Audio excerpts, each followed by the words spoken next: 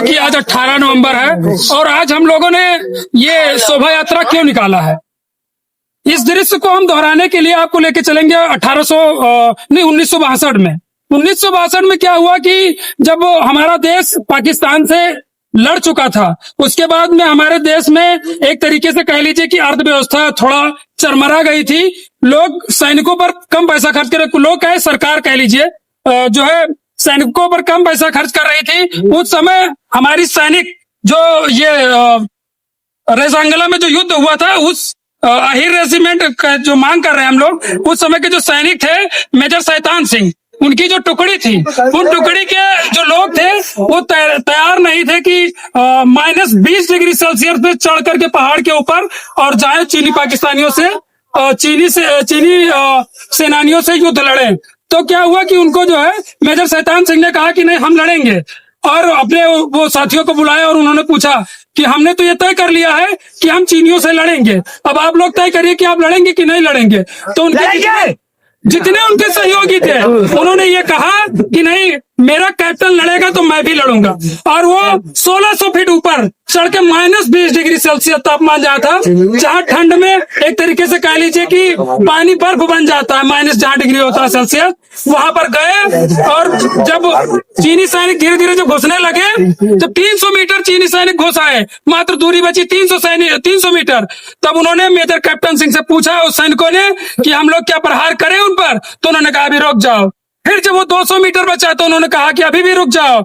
जब 50 मीटर बचा तब उन्होंने कहा फायर, और फायर बोलते ही हमारे भारत देश के अहीर सैनिक, उन्होंने 1300 सैनिकों को एक बार में मार कर गिराया था, 1300 सैनिकों को एक बार में। और हमारे ये जो सैनिक थे इनकी संख्या थी मात्र 120, और इस टुकड़ी टुकड़ी करके लड़े वो 7 बार लड़ाई हुई, 7 बार में करीब 3000 लोगों को मारा। उसी बीच में हमारे वीर अहीर सैनिक करीब 114 वहीं शहीद हो गए। और शहीद होने के बाद मेजर जो शैतान सिंह थे, मेजर शैतान सिंह बराबर कैप्टनिंग कर रहे थे, आ जा रहे थे, अपने सैनिकों से कह रहे थे, लगातार भरोसा दिला रहे थे कि हम लड़ेंगे, हम जीतेंगे, किसी भी सैनिक को परेशान और हताश होने की जरूरत नहीं है।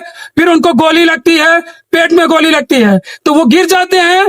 तो तब जब वो गिर जाते हैं तो वो अपने लोगों से कहते हैं कि मुझे अपने लोगों के बीच लेके चलना रहना है, मुझे कहीं छिपाया ना जाए। और उन्होंने कहा कि मेरे पेट की बेल्ट खोल दी जाए। तो जैसे उनकी पेट की बेल्ट खोली गई, अंदर से मांस निकलने लगा, क्योंकि उनके पेट में गोली लगी हुई थी। और उन्होंने कहा कि हम जब तक जीवित रहेंगे यही रहेंगे, और मेरी लाश चीनी सैनिकों के बीच नहीं जानी चाहिए। तो उन्होंने, जो ये वीर अहीर सैनिक थे, उन्होंने वही गड्ढा खोदा और बर्फ के नीचे मेजर शैतान सिंह को लिटाया, और उसके ऊपर अन्य जो सैनिक थे वो लेट गए, इसलिए ताकि जो चीनी सैनिक हैं वो हमारे इस कैप्टन को अपने साथ न ले जा सके। उसी में 5 लोगों को तो चीनी सैनिकों ने अपने साथ हिरासत में ले लिया और अपने साथ लेके गए। उसमें एक करमचंद यादव नाम का जो सैनिक थे, जो अब हमारे बीच नहीं है, उनको जो पकड़ के ले गए चीनी सैनिक, 2 दिन तक अपने हिरासत में रखा।